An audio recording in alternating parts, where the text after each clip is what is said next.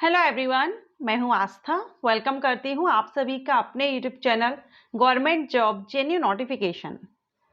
CBSE की तरफ से रिक्रूटमेंट नोटिफिकेशन रिलीज हुआ है परमानेंट गवर्नमेंट जॉब के लिए। और यहाँ पर ये जो वैकेंसीज हैं या पोस्ट की अगर हम बात करें तो वेरियस पोस्ट वैकेंसीज हैं, क्योंकि यहाँ पर जो पोस्ट हैं group A, group B and group C तीनों ही लेवल की पोस्ट पर वैकेंसीज आई हुई हैं। तीनों ग्रुप की पोस्ट पर वैकेंसीज हैं। स्थायी भर्ती आपकी रहेगी, परमानेंट गवर्नमेंट जॉब रहेगी, सीबीएसई से वैकेंसी है। सो ऑल इंडिया से कैंडिडेट इसमें अप्लाई कर सकते हैं। सीबीएसई के बारे में आप सभी बहुत अच्छे से जानते होंगे। सो यहाँ पर अगर आप इंटरेस्टेड हैं, क्योंकि जो एलिजिबिलिटी क्राइटेरिया है बाकी हम कवर करेंगे, लेकिन यहाँ पर मैंने इन शॉर्ट आपको जो क्वालिफिकेशन है वो मेंशन की हुई है। 12th pass, any graduate and PG means post graduate. तो 12th pass, graduate candidate and PG candidate के लिए वैकेंसीज हैं। बाकी अदर क्या रिक्वायरमेंट रखी गई है वो हम वीडियो में डिस्कस करेंगे। एज क्राइटेरिया क्या रहेगा, selection procedure, salary and all important dates कौन कौन सी हैं, एप्लीकेशन कब से स्टार्ट हो गए हैं, लास्ट कब है, एंड एग्जाम डेट वगैरह जो भी नोटिफिकेशन में क्लियर होगा, पॉइंट्स मेंशन होंगे, सारे हम क्लियर करेंगे। तो अगर आप इंटरेस्टेड हैं, काफी अच्छी वैकेंसी है, अगर आप एलिजिबल हो तो इसके लिए मिस मत कीजिएगा, आप जरूर इसमें अप्लाई कीजिएगा। ओके, सो वीडियो में बने रहिएगा और वीडियो अगर आपको हेल्पफुल रहे, अच्छा लगे तो वीडियो को लाइक एंड शेयर कीजिएगा। सो यहाँ पर आप ये नोटिफिकेशन देख रहे हैं, केंद्रीय माध्यमिक शिक्षा board, central board of secondary education, ministry of education. So ये जो नोटिफिकेशन है 8 मार्च 2024 को इसका नोटिफिकेशन रिलीज किया गया है। और यहाँ पर आप एडवर्टाइजमेंट नंबर भी देख सकते हैं। Online applications are invited for direct recruitment on all India competition examination basis for the following post. All India competitive examination है, मीन्स आप किसी भी स्टेट से बिलोंग करते हो, अगर आप इंटरेस्टेड हैं और इन पोस्ट के लिए एलिजिबिलिटी रखते हैं देन आप इसमें अप्लाई कर सकते हैं। अब यहाँ पर हम पोस्ट डिटेल देखेंगे। तो देखिए, सबसे पहली जो पोस्ट है, यहाँ आप पोस्ट कोड देख रहे हैं, ये जो पोस्ट कोड देख रहे हैं ये आप फॉर्म फिलअप के टाइम पर आपको फिल करना होगा, तो आप इनको ध्यान से देख लीजिएगा। सबसे पहले तो यहाँ पर ग्रुप ए की पोस्ट बताई गई है। ग्रुप ए की जो पोस्ट है इसमें असिस्टेंट सेक्रेटरी की पोस्ट है, जिसमें लेवल 10 से सैलरी है। टोटल 18 वैकेंसी है, कैटेगरीज वाइज आप यहाँ पर देख ही रहे हैं। नेक्स्ट, असिस्टेंट सेक्रेटरी एकेडमिक्स के लिए है, इसमें टोटल 16 वैकेंसी है। असिस्टेंट सेक्रेटरी स्किल एजुकेशन के लिए 8 वैकेंसी है। असिस्टेंट सेक्रेटरी ट्रेनिंग के लिए 22 वैकेंसी है। अकाउंट्स ऑफिसर के लिए 3 वैकेंसी है। बाकी जूनियर इंजीनियर के लिए वैकेंसी 17 है। एंड अकाउंटेंट की वैकेंसी है, लेवल 4 से सैलरी अकाउंटेंट के लिए, और इसमें 7 वैकेंसी है। जूनियर ट्रांसलेशन ऑफिसर के लिए भी 7 वैकेंसी है। जूनियर अकाउंटेंट के लिए 20 वैकेंसी है, लेवल 2 से सैलरी रहेगी। तो जो 12th पास कैंडिडेट हैं वो जूनियर अकाउंटेंट पोस्ट के लिए एलिजिबल है। बाकी अदर पोस्ट जो रहेंगी यहाँ पर पोस्ट ग्रेजुएट एलिजिबल है। ग्रुप बी की जो पोस्ट रहेंगी उसमें ग्रेजुएट कैंडिडेट। बाकी हम आगे और डिटेल देख लेंगे। ओके, सो कैटेगरीज वाइज आप यहाँ पर देखेंगे। प्लेस ऑफ पोस्टिंग आप देख रहे हैं, आपकी जो जॉब लोकेशन रहेगी वो any of the boards office, जो सीबीएसई बोर्ड है इसके जो भी ऑफिसेज हैं जहां भी रहेगा वहां आपको पोस्टिंग की जाएगी। अब ये आप number of post and mark PWD candidate के लिए यहाँ पर मार्क किए गए हैं कि किस पोस्ट के लिए आप किस कैटेगरी से, जो पीडब्ल्यूडी कैंडिडेट है उनके लिए अपनी कैटेगरी देख लेना है कि वो किस पोस्ट के लिए यहाँ पर एलिजिबल रहेंगे। अब the candidate must be a citizen of India, Indian citizen इसमें अप्लाई कर सकते हैं। ऑनलाइन रजिस्ट्रेशन आपके 12 मार्च से स्टार्ट हो गए हैं, 11 अप्रैल तक चलेंगे, यानी अभी एप्लीकेशन रनिंग है, चल रहे हैं। अगर आप इंटरेस्टेड हो तो अभी आप इसमें अप्लाई कर सकते हैं। 12 मार्च 2024 टू 11 अप्रैल 2024 तक आप इसमें ऑनलाइन अप्लाई कर सकते हैं। ओके, एंड यहाँ पर आप देखेंगे name of the post, post code और टोटल पोस्ट। यहाँ पर सब्जेक्ट वाइज दिया गया है कि सब्जेक्ट के लिए कितनी है। जैसे कि असिस्टेंट सेक्रेटरी की टोटल 18 पोस्ट हैं, ठीक है, असिस्टेंट सेक्रेटरी के लिए। अब इसमें आपका टोटल ये जो एकेडमिक रहेगा असिस्टेंट सेक्रेटरी के लिए, तो ये एडमिनिस्ट्रेटिव में है तो इसमें तो कोई सब्जेक्ट का कॉलम नहीं है।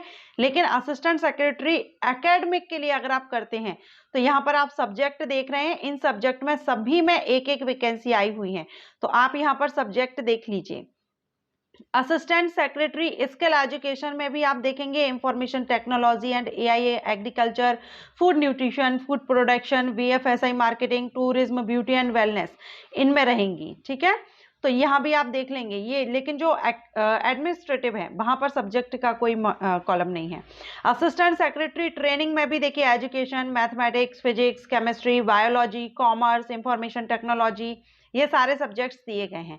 बाकी accounts officer, junior engineer, junior translation officer, accountant, junior accountant, total vacancies हमने ऊपर देखी ली थी। अब यहाँ पर हम क्वालिफिकेशन देखेंगे।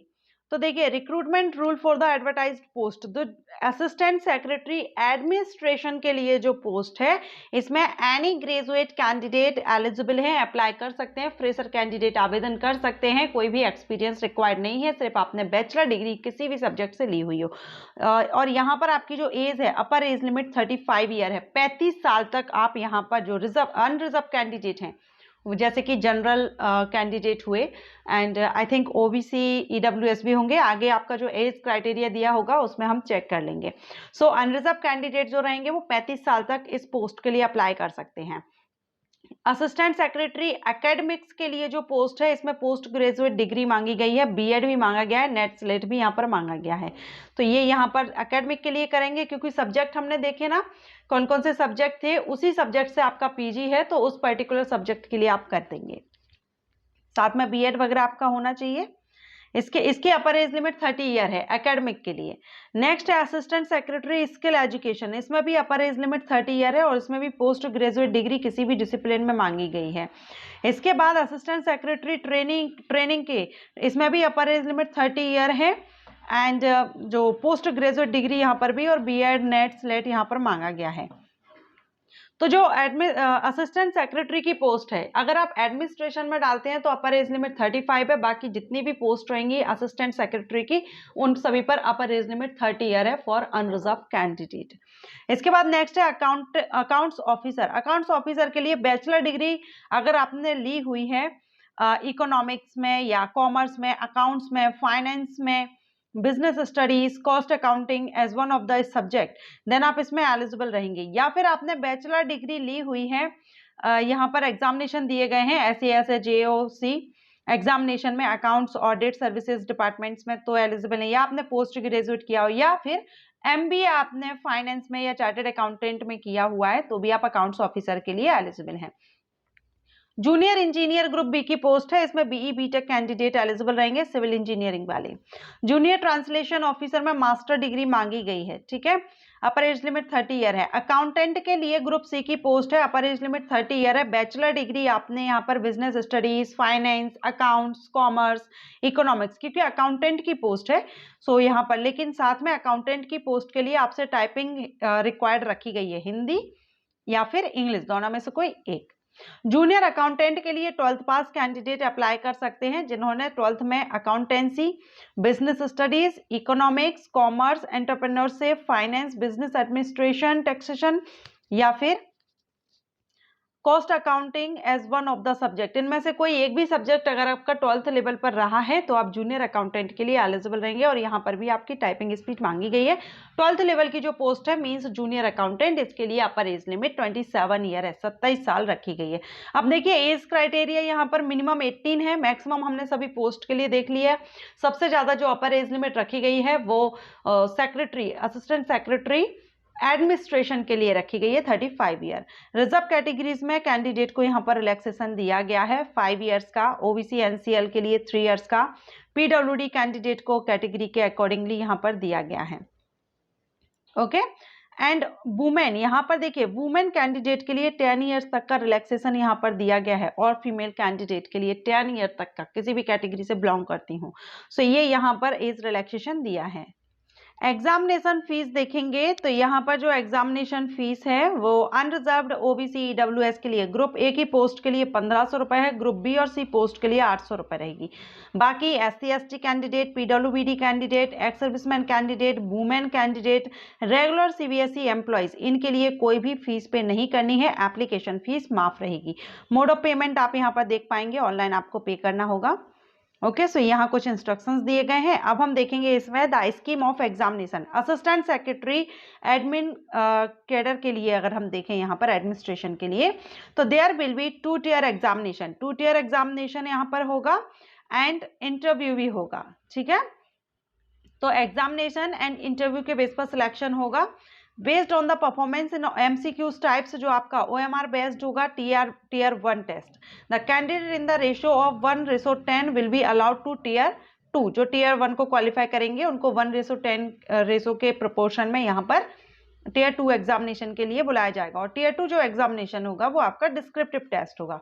On the basis of performance in written descriptive test the candidate will call for interview, ठीक है। तो यहाँ पर आप पार्ट 1 पार्ट 2 यहाँ दिया गया है आपका कि एमसीक्यूज जो टीयर 1 होगा उसमें आपसे किस टाइप के क्वेश्चन कितने कितने मार्क्स के रहेंगे। 150 question 300 marks means each question 2 marks, और 2.5 घंटे की टाइमिंग इसमें दी जाएगी। टीयर 2 जो आपका रिटन एग्जामिनेशन होगा ये डिस्क्रिप्टिव टाइप होगा, जिसमें current affair, general awareness, economics, social, political, इसमें भी आपके 4 पार्ट रहेंगे, ऐसे राइटिंग वगैरह भी रहेगा, ठीक है। टोटल 320 मार्क्स का रहेगा और इसमें आपको 3 घंटे की टाइमिंग दी जाएगी। उसके बाद फाइनल आपका इंटरव्यू लास्ट में, जो कि 80 मार्क्स का रहेगा।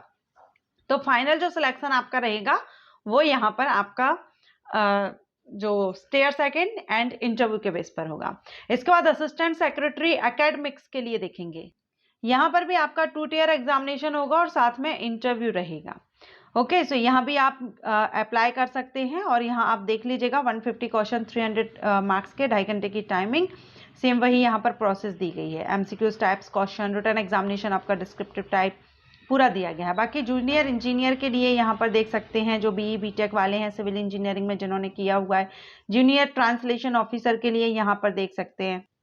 एग्जामिनेशन सिटीज आपको ऑल इंडिया में मिल जाएंगी। आप यहाँ पर देख पाएंगे स्टेट, जैसे कि आंध्र प्रदेश में विजयवाड़ा में रहेगा। अगर आप मध्य प्रदेश से हैं तो भोपाल में आपका सेंटर रहेगा।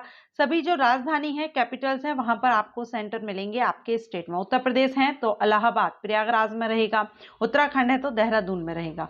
ओके, एंड मार्किंग स्कीम बताई गई है किस तरह से मार्किंग की जाएगी। ओके, सो अगर आप इंटरेस्टेड हैं, 12th पास हैं या आपने ग्रेजुएशन किया हुआ है, 12th कौन कौन से सब्जेक्ट्स हैं, क्योंकि अकाउंटेंट जूनियर अकाउंटेंट की पोस्ट है तो हमने देख लिया 12th में कौन से सब्जेक्ट, कोई भी एक सब्जेक्ट आपके पास होना चाहिए। एंड ग्रेजुएट कैंडिडेट किसी भी सब्जेक्ट से किया हो एलिजिबल है। फीमेल कैंडिडेट को 10 ईयर तक का रिलैक्सेशन है। तो अगर आप इंटरेस्टेड हैं, एक बार आप इसका नोटिफिकेशन सीबीएसई की साइट से अपलोड कर लीजिएगा, डाउनलोड कर लीजिएगा एंड इसको केयरफुली रीड करके देन आप इसमें अप्लाई कीजिएगा। वीडियो अच्छा लगा हो तो लाइक एंड शेयर कीजिएगा। Thank you.